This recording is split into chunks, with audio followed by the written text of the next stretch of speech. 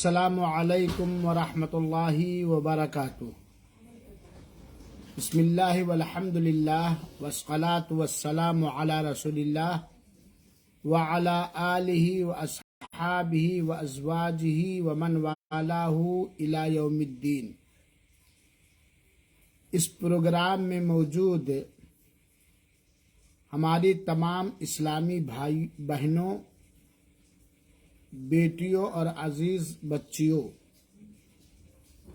اللہ تعالی سے فریاد، التجا اور دعا ہے کہ رب العالمین اپنی رحمت سے ہم سب کو صراط مستقیم، سیدھی ڈگر پر چلنے کی توفیق عطا فرمائے، نعمت ہدایت سے مالا مال فرمائے اور ہم سبھی لوگوں کو دوسروں کے لیے ہدایت کا ذریعہ بنائے، آمین۔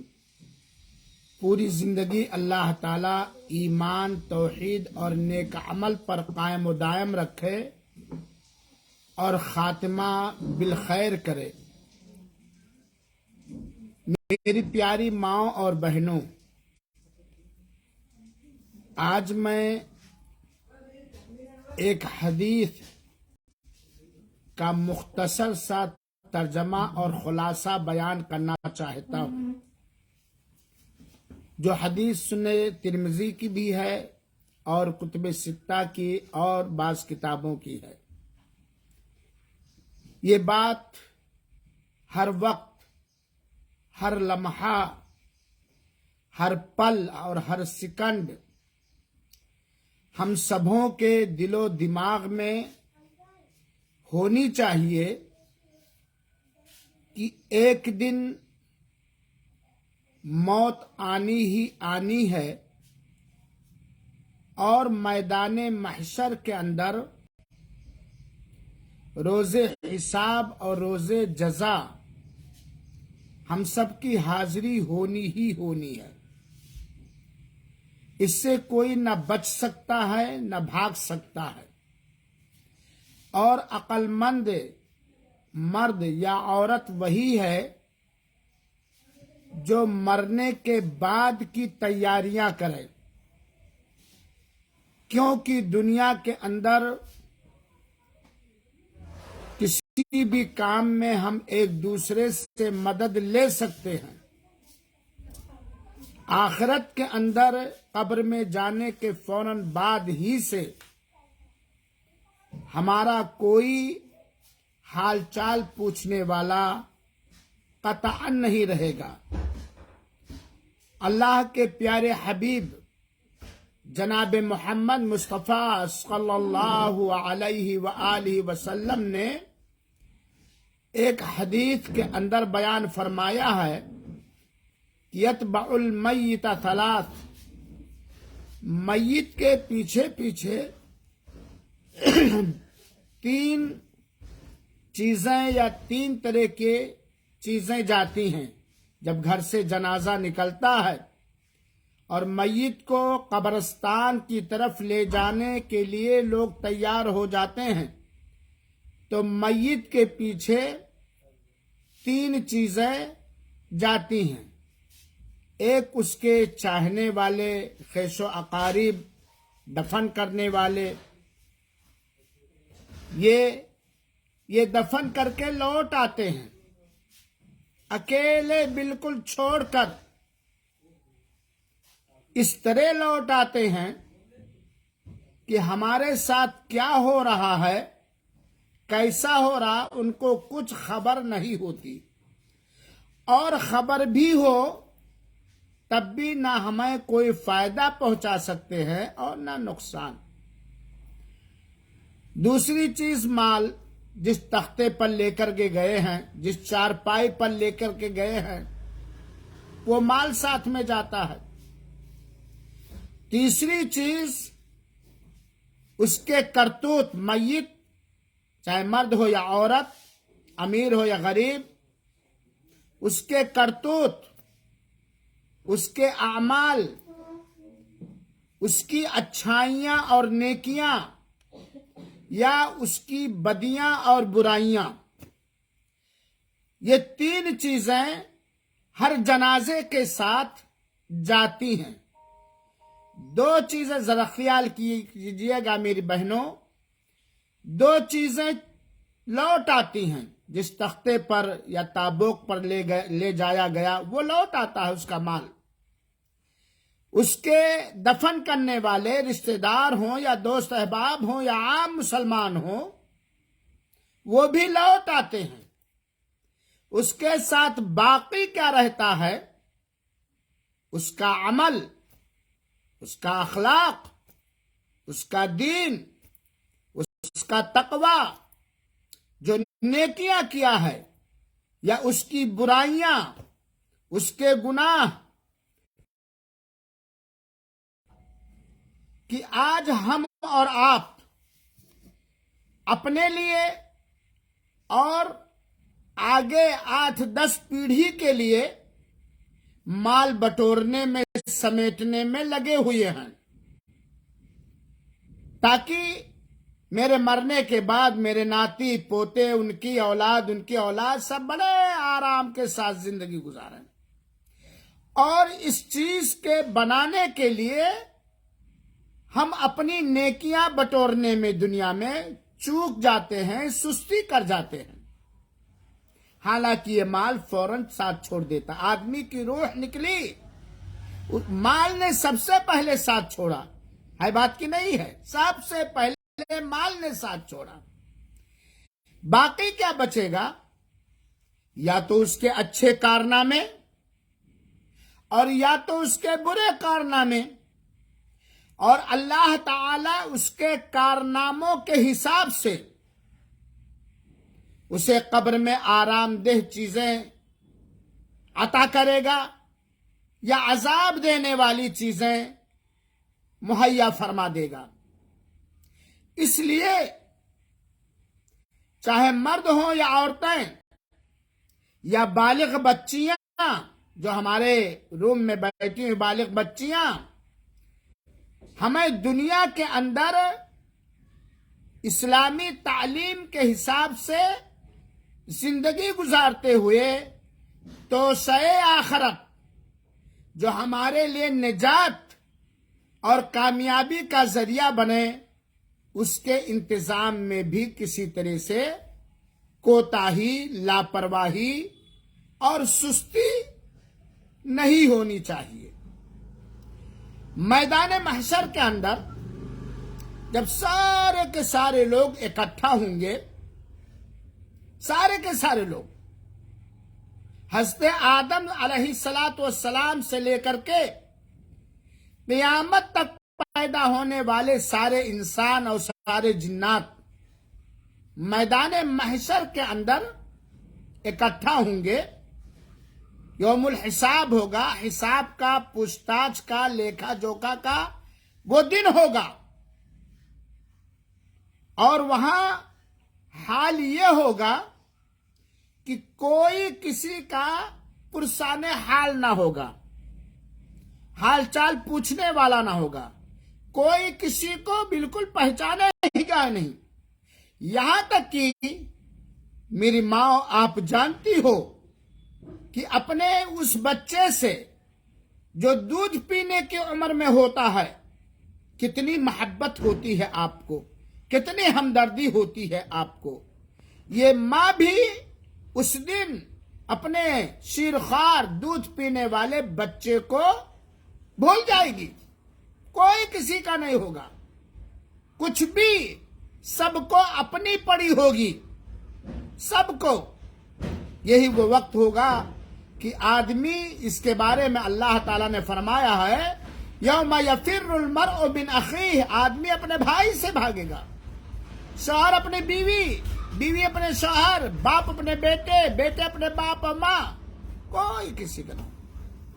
اس دن میری ماں اور بہنوں، ایک حدیث کے اندر اللہ کے رسول نے فرمایا ہے کہ جب تک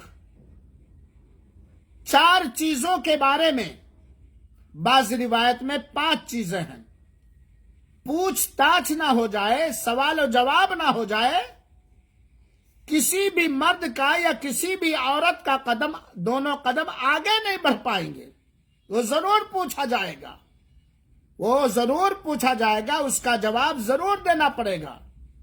ابھی تو قبر سے اٹھے ہیں، میدان محشر میں ہیں، آگے ابھی بہت کچھ ہے. نامہ اعمال کا بکھرنا ہے، پل صراط پر گزرنا ہے، وغیرہ وغیرہ. لیکن کچھ چیزیں ہیں، ذرا دھیان دے، اس کے اندر ہمارے یہاں اکثر کمیاں پائی جاتی ہے. جب تک ان چیزوں کا ہم جواب نہیں دے لیں گے، پوچھ تاچھ نہیں ہو جائے گی، اس وقت تک دونوں قدم ہمارے آگے نہیں بڑھیں گے. سب سے پہلی چیز جس کے بارے میں اللہ تعالیٰ پوچھے گا، میری ماں اور بہنوں، پوچھے گا ان عمرہ فیما افناہ، کہ جو عمر اللہ تعالیٰ نے انسان کو، چاہے مرد ہو یا عورت، عطا کیا ہے، دیا ہے، سب سے پہلے عمر کے بارے میں پوچھا جائے گا کہ یہ عمر کہاں گوائی، کہاں گزارا، کہاں بتایا. یہ عمر کے بارے میں، یہ 60 سال کی عمر، 50 سال کی عمر، 30 سال کی عمر، سب سے پوچھا جائے گا. سوائے بعض علماء نے کہا کہ سوائے ان لوگوں کے، ان سے نہیں پوچھا جائے گا جو 70,000 خوش نصیب لوگ بنا حساب و کتاب جنت کے اندر داخل کر دیے جائیں گے، وہ مستثنا. باقی سب سے پوچھا جائے گا یہ عمر کہاں گزارا، کس حال میں گزارا، کس طرح گزارا، کس کے ساتھ گزارا. کیا اللہ تعالی کو راضی کرنے میں بتایا، اللہ سے قریب ہونے میں بتایا، اللہ کی عبادت و بندگی میں بتایا، یا شیطان کی پیروی کرنے میں، شیطان کے پیچھے چلنے میں بتایا؟ ہر ایک سے پوچھا جائے گا. ہمنا سے ان کی عمر کے بارے میں پوچھا جائے گا، ان کے باپ سے نہیں پوچھا جائے گا کہ ہمنا کس طرح زندگی گزار رہی تھی، اور نہ ہمنا سے میرے بارے میں پوچھا جائے گا. ہر ایک سے پوچھا جائے گا. میری ماں اور بہنوں، ذرا تصور کرو، آپ اور ہم اکیلے ہوں گے، اور 60 سال کی جو عمر ملی ہے اس میں سے بالغ ہونے سے پہلے کی عمر نکال دیجئے. کیونکہ ایک بچہ، ایک بچی جب بالغ ہو جاتے ہیں تو یہ شریعت کے مکلف اور پابند ہو جاتے ہیں. 10 سال، 12 سال، آج کے زمانے میں تو بہت ساری لڑکیاں بہت پہلے بالغ ہو جاتی ہیں. اس کو مائنس کر لیجئے، گھٹا دیجئے. باقی اگر 30 سال رہے، 40 سال رہے، 50 سال رہے، تو یہ عمر کہاں بتایا ہے؟ یہ عمر اللہ تعالیٰ کی ایک بہت بڑی نعمت ہے، بہت بڑی نعمت ہے. اور اللہ تعالیٰ نے یہ عمر، اور بہتر یہ ہے کہ وہ آدمی جس کی عمر لمبی ہو اور اس کے اعمال اچھے ہوں، یہ بہتری ہے. لیکن ایک آدمی کو عمر بہت لمبی ملے، 100 سال، 110 سال، 5 سال، 90 سال عمر لمبی ہو، لیکن عمل میں بہت ہی پیچھے ہو، اس کی یہ بد نصیبی ہوگی. تو عمر کے بارے میں میری ماؤں بہنوں پوچھا جائے گا.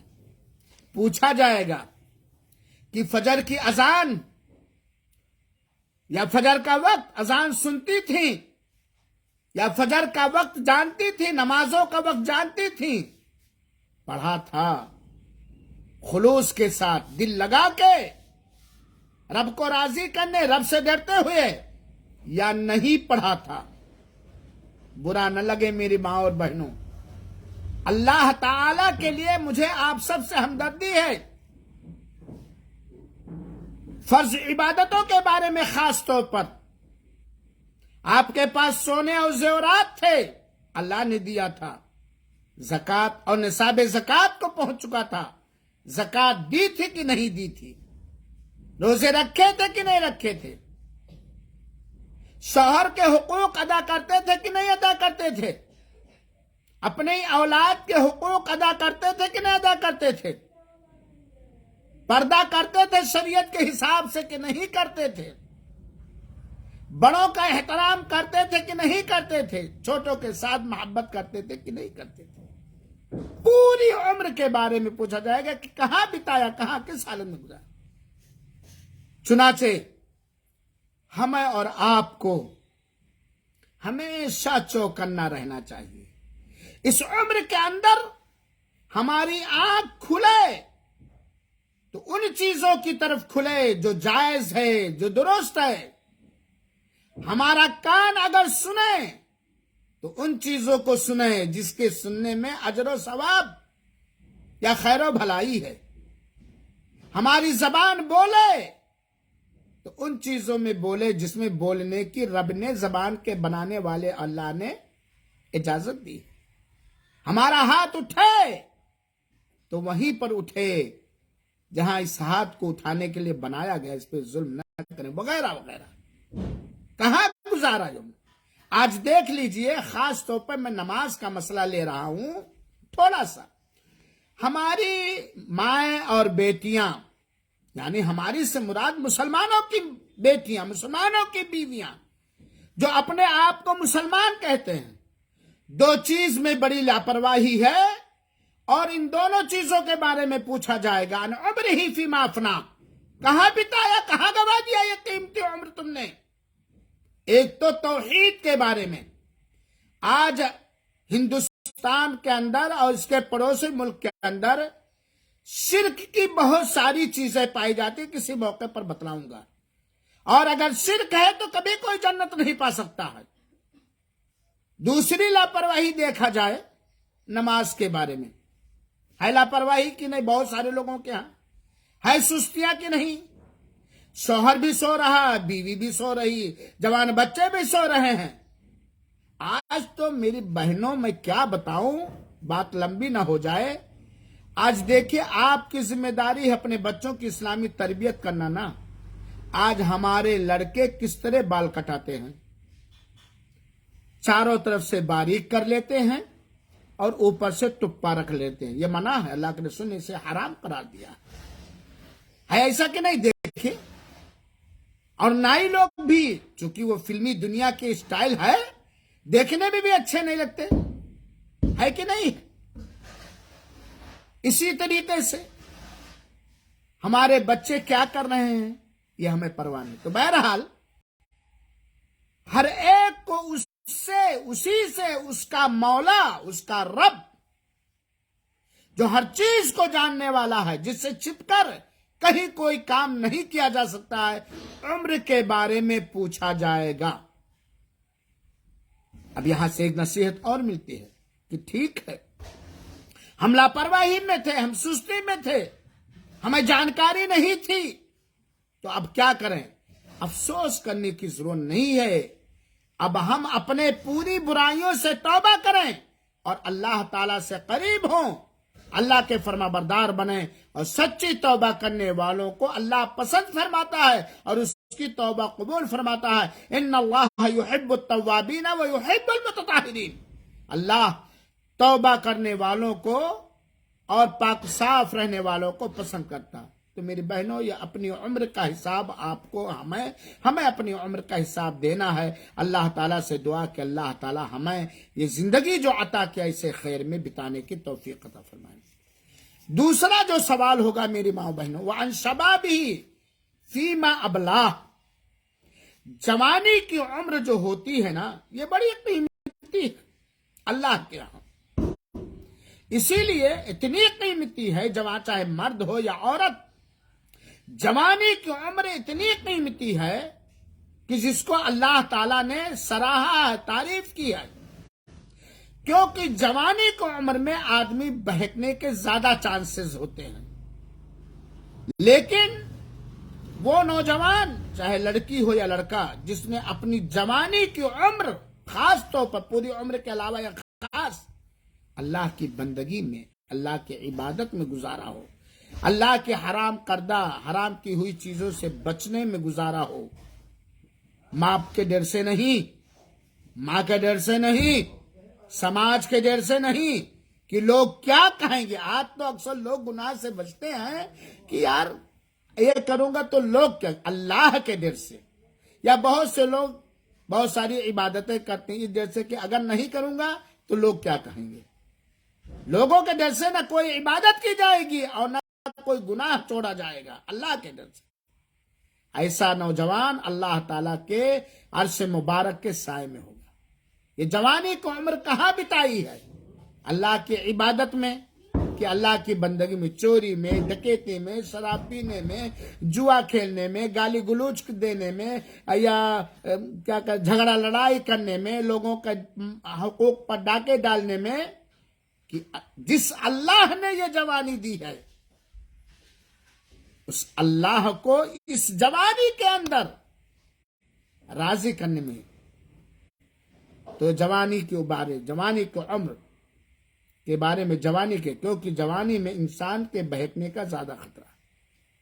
لیکن یہ بات جانے رکھیے گا, جو ایک انسان سے پیچھے ہو چکا, آج اگر اللہ تعالیٰ نے اسے سمجھ دی تو فوراً توبہ, توبہ سے اللہ تعالیٰ سارے گناہوں کو ڈیلیٹ کر دیتا ہے. اور تیسرا جو سوال ہوگا میری ماؤں بہنوں بڑا اہم ہے, وَعَنْ مَالِهِ مِنْ أَيْنَ اكْتَسَبَ وَأَيْنَ أَنْفَقَ. مال کے بارے میں, یہ دھن, یہ دولت, یہ پراپرٹیاں, یہ بینک بیلنس, یہ پلاٹیں, یہ تجارتی مکانات وغیرہ وغیرہ, مال, مال جس کو مال کہا جاتا ہے, چاہے 1 کلو کا گیہوں ہو, چاہے 1 پاؤ کا بیسن ہو, اور چاہے 1 ٹوٹی چپل ہی کیوں نہ ہو, یہ بھی مال ہے کہ نہیں مال ہے. 1 چشمہ کیوں نہ ہو, 1 ٹوپی کیوں نہ ہو, یہ مال ہے. مال کے بارے میں سوال ہوگا. میری ماں اور بہنوں, آپ حضرات جانتی ہیں اور خود بھی اپنے میٹنگوں میں بکتی ہوں گی کہ آج غیر مسلم کی بات تو چھوڑیے, بہت سارے مسلمان مال کمانے میں حلال حرام میں فرق نہیں کرتے, جائز ناجائز میں فرق نہیں کرتے. اکثر لوگوں کا یہ حال ہے, اکثر لوگوں کا یہ حال ہے, بڑے بڑے سیدھے سادے لوگوں کا حال ہے, بہت سارے مولویوں کا بھی یہ حال ہے, بہت سارے حضرت جی کا بھی یہ حال ہے, مفتی صاحب کا بھی حال ہے. اللہ تعالیٰ تجھ سے میں فریاد کرتا ہوں اپنے لیے اور اپنی ان بہنوں کے لیے, سارے مسلمانوں کے لیے, اے اللہ تو ہمیں حلال کمانے اور حلال مال سے اپنے بچوں کی پرورش کرنے کی توفیق عطا فرما, اور بچوں کو بھی حلال ہی کمانے کی توفیق عطا فرما. حرام سے بچا, غربت سے بچا مولا, فقر و فاقہ سے بچا مولا, محتاجی سے بچا مولا, اور حرام کمائی سے بچا مولا. مال کہاں سے کمایا, کیا مطلب؟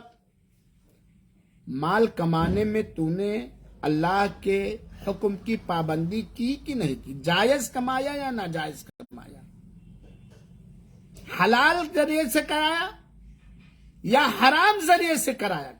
اور ایک بات جانے رکھیے گا میری ماں اور بہنوں, کہ حلال حرام کے بارے میں بہت کم ہی مسلمان ہیں جو باریک مسئلہ نہ جانتے ہوں. موٹے موٹے مسئلے تو سب جانتے ہیں, جانتے کہ نہیں جانتے؟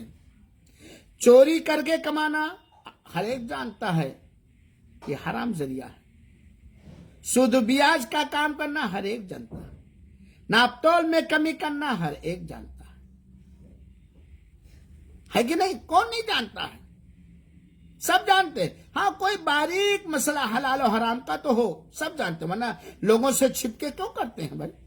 چوری, ایک چور چوری کرتا ہے لوگوں سے چھپ کر, ڈر کر, تھانہ پولیس انسان گھر والے جائیں نہ جائیں, ہے بات کی نہیں؟ شراب کیوں پیتا ہے؟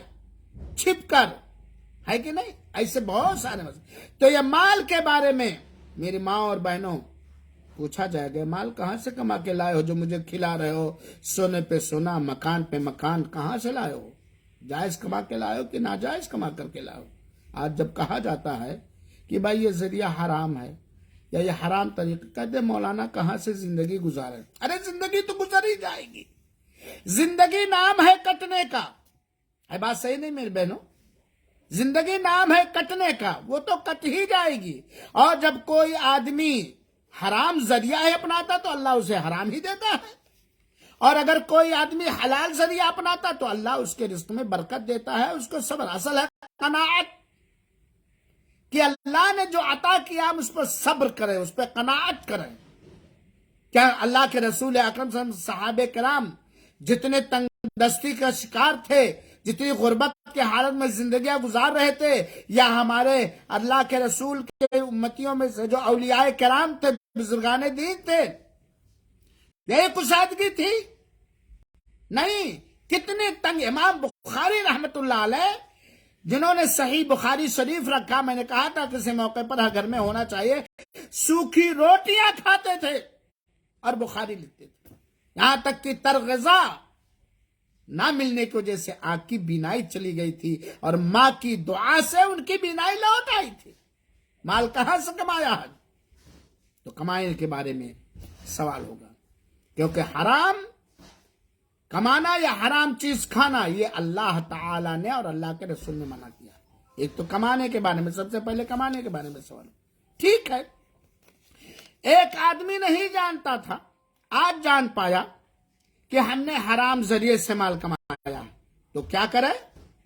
پہلی بات توبہ کرے اور حرام ذریعے سے چھوڑے، توبہ سے گناہ معاف ہوتا ہے۔ دوسری چیز، اگر بندوں کا حق ہے اور جانتا ہے تو اسے واپس کر دے۔ مثال کے طور پر، میں کسی کے گھر گیا، دوست ہمارے چائے لینے چلے گئے، اور ان کی کوئی قیمتی یا غیر قیمتی چیز ٹیبل میں رکھی ہوئی تھی، میں چپکے سے اٹھایا، اپنے صدری کے جیب میں رکھ دیا۔ آج مجھے احساس ہوا کہ وہ حرام ذریعے سے میں چوری کر کے لایا ہوں۔ آج ہم توبہ کریں اور وہ مال اٹھا کر کے لے جا کر کے اس گھر والے کو واپس کر دے۔ اگر گھر والا نہیں تو اس کے ورثہ کو واپس کریں، نہیں واپس کر جا کے اس سے معافی مانگ لیں، اس سے معافی مانگ۔ تو مال کہاں سے کمائیں؟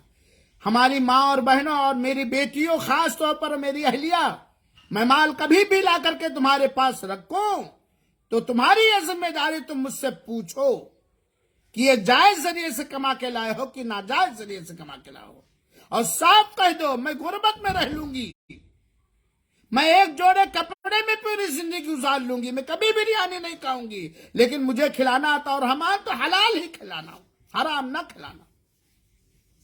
تو مال کہاں سے کمایا؟ اسے بھی بات معلوم ہوئی کہ ہمیں دین سیکھنا چاہیے، ہے نا، کتابیں پڑھنی چاہیے، سننا چاہیے، تاکہ ہم جان پائیں کیا حلال ہے کیا حرام ہے بات کہ نہیں۔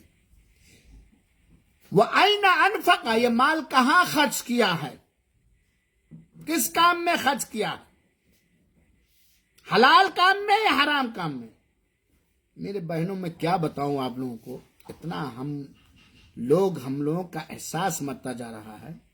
جمعہ کے دن مسجد کے اندر، مسجد میں لگانے کے لیے مطلب ایک طریقہ ایجاد کیا گیا ہے کہ لوگوں کو جو ہو سکے دے دے، وہ پیسہ مسجد میں لگتا ہے۔ یہی مسجد جس میں آپ لوگ جمعہ پڑھنے جاتی ہوں گی، اور مسجد بنانے کا ثواب اللہ تعالیٰ اس کے لیے جنت میں گھر بناتا ہے۔ جیب سے 10 روپے لوگوں کے نہیں نکلتے، گٹکا میں، بیڑی سگریٹ میں، فضول خرچی میں۔ مہمان آ جائیں تو ان کے ہاں یہ دکھانے میں کہ ہم نے اس طرح پکوان پکائے، یہ کھا، ٹھیک ہے، مہمان آئے، طاقت ہے تو اس کی جتنے قدر کرنی چاہیے کریں، لیکن وہ بھی تو ایک حق ہے جو آخرت کے اندر کام آئے گا۔ کہاں خرچ کیا ہے؟ فضول خرچی کیا، شیطانی کام میں خرچ کیا، ناجائز کام میں خرچ کیا، حرام کام میں خرچ کیا، یا اللہ تعالیٰ کو راضی کر دینے والے کام میں خرچ کیا؟ بات صحیح ہے کہ نہیں ہے؟ تو یہ مال کہاں سے کمایا اور کہاں خرچ کیا؟ اگر ہم نے آج تک حرام کمائی میں، حرام کاموں میں خرچ کیا ہے، فضول خرچی میں خرچ کیا ہے، تو ہم اللہ تعالیٰ سے توبہ کریں، اور توبہ سے اللہ تعالیٰ، بڑے خوش نصیب امتی ہم نبی کے، ہمارے نبی بہت ہی عظیم شخص تھے، ہم ان کے امتی ہیں، اور اللہ تعالیٰ نے ہم اور آپ کے لیے توبہ کا دروازہ کھولے ہوا۔ چوتھی چیز جس کے بارے میں سوال ہوگا میری بہنوں، اے بھائی آواز کہاں سے آ رہی ہے؟ آواز کہاں سے آ رہی؟ چوتھی چیز جس کے بارے میں سوال ہوگا کہ علم کے بارے میں، جو دین کی معلومات اور جانکاری جتنی ہے۔ پہلی بات تو اس موقع پر ایک بات اور عرض کروں گا آپ تمام حضرات سے اور جتنے لوگ میری یہ لائیو سن رہے سب سے کہنا چاہوں گا، سب سے پہلی بات ہمارے اوپر واجب و ضروری ہے کہ ہم پرانی معلومات یا لوگوں کو دیکھ کر دین کو نہیں سمجھ سکتے، ہمیں علم حاصل کرنا پڑے گا۔ موٹے موٹے مسائل، بنیادی چیزوں جس کے بغیر کوئی مسلمان رہ ہی نہیں سکتا، اس کے بارے میں صحیح علم حاصل کرنا پڑے گا، جانکاری حاصل کریں۔ اور اسی لیے میری ماں اور بہنوں، اللہ ہمیں اخلاص دے، اے رب العالمین تو ہمیں اخلاص دے۔ یہ جو آپ لوگوں کا اجتماع میں نے شروع کیا ہے، اسی لیے کہ ہم اپنی بہنوں کو پردے کے دائرے میں رہتے ہوئے انہیں صحیح معلومات دے سکیں۔ ایک تو دینی تعلیم کی کمی پائی جاتی ہے، مردوں میں بھی اور عورتوں میں بھی۔ دوسری بات کہ مردوں کو تو موقع ہے ہی نہیں دین کا، وہی جمعہ کسی طرح سن لیتے ہیں بیچارے، 15 منٹ کے جمعہ کے خطبے میں کیا کیا سنا، اس کے بعد ان کو ہر چیز کا موقع ہے۔ ہاں، ولیمے میں جانے کا موقع ہے، بارات جانے کا موقع ہے، جا کر کے اندھے کی چوکی پر گپاسٹنگ کرنے کا موقع ہے، ان کے ہاں جا کر کے یہ کرنے کا، دین کی جانکاری حاصل کرنے کا موقع نہیں ہے، نہ مردوں کو نہ عورتوں کو، جذبہ ہی نہیں ہے۔ ظاہر سی بات ہے، جب جانیں گے نہیں کہ جنت کی راہ کیا ہے، جہنم کی راہ کیا ہے، تو کیسے وہ جنت والی راہ پہ چلیں گے، کیسے جانیں؟ تو ایک بات تو ہے کہ علم حاصل کرو میری ماں و بہنوں۔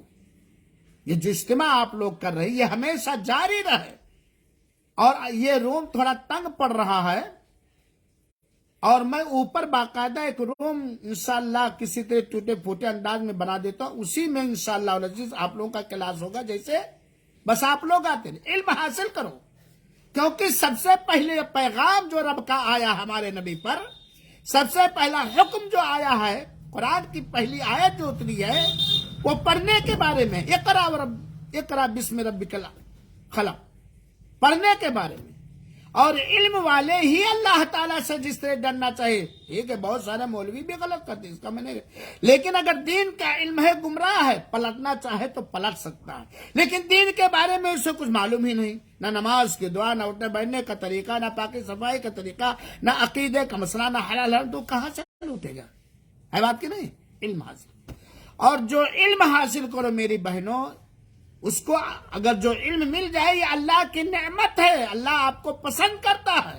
اللہ کے رسول نے فرمایا، مَن یُرِدِ اللَّهُ بِهِ خَيْرًا یُفَقِّهُهُ فِی الدِّین، چاہے مرد ہو یا عورت، جس کے بارے میں اللہ بہتر چاہتا ہے، خیر چاہتا ہے، بھلائی چاہتا ہے، اسے دین کی سمجھ اور دین کا علم اور دین کی جانکاری دیتا ہے۔ سوچئے اللہ کتنی بڑی چیز ہے۔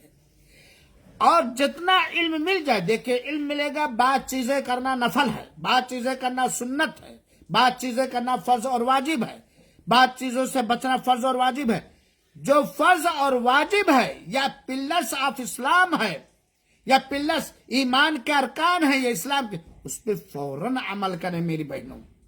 تو یہ علم کے بارے میں پوچھا جائے گا کہ جو کچھ تمہیں دین کی صحیح، پہلی بات دین کی صحیح معلومات، اور جو معلومات مل گئی تھی کتنا عمل کیا، کتنا، کون آپ لوگوں میں سے یا ہماری قوم کی ساری مسلمان عورتوں میں سے چند وہ لوگ جو بالکل بس ہیں انسان، خاندانی مسلمان، کون نہیں جانتا کہ نماز چھوڑنا حرام اور ناجائز ہے، غیبت کرنا حرام و ناجائز ہے، چغلی کرنا حرام و ناجائز ہے، فلمیں دیکھنا، گانے سننا حرام و ناجائز ہے، پڑوسیوں میں نفرتیں پھیلانا حرام و ناجائز ہے، کسی پہ تہمت لگانا حرام و ناجائز ہے۔ کون نہیں جانتا ہے؟ رمضان آ رہا ہے، روزے چھوڑنا حرام و ناجائز ہے، سماجی ساری چیزیں دیکھ لیں، کون نہیں جانتا ہے؟ کوئی جو نہ جانتا ہو، سب جانتے ہیں۔ تو جو علم ملا ہے اس علم کے مطابق عمل کتنا کیا، اور اس میں میں نے خاص طور پہ کہہ دیا کہ جن چیزوں کا کرنا کمپلسری ہے، فرض اور واجب ہے، اور جن چیزوں سے بچنا کمپلسری ہے، انیوار ہے، فرض اور واجب ہے، اس سے بچا کہ نہیں بچا، یہ علم کے بارے میں بھی سوال ہوگا۔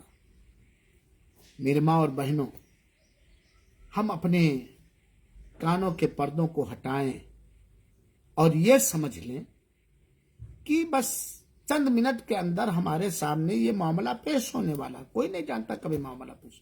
تو بہرحال ان چیزوں کے بارے میں پوچھ گچھ ہوگی، قدم آگے نہیں بڑھ پائے گا جب تک کہ اس کا جواب نہیں دے پائے. جواب تو دینا ہی دے رہا ہے، چاہے رانگ چاہے رائٹ، چاہے صحیح چاہے غلط.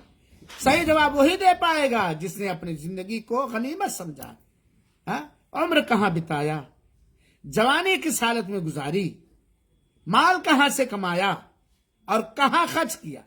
2 ہو گئے نا.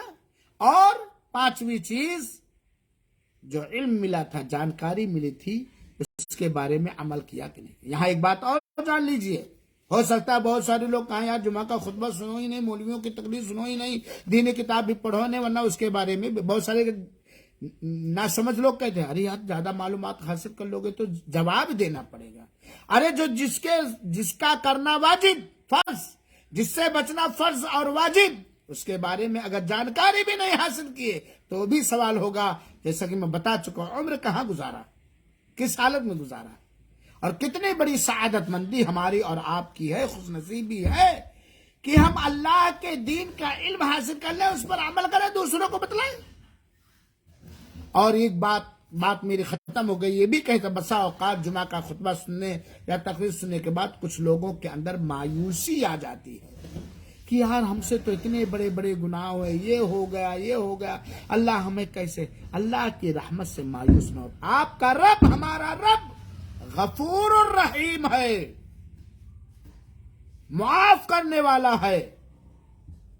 اللہ تعالی نچلے آسمان پر ڈے ڈیلی اترتا ہے، فجر سے پہلے 1 بجے کے بعد سے لے کے فجر سے پہلے تک.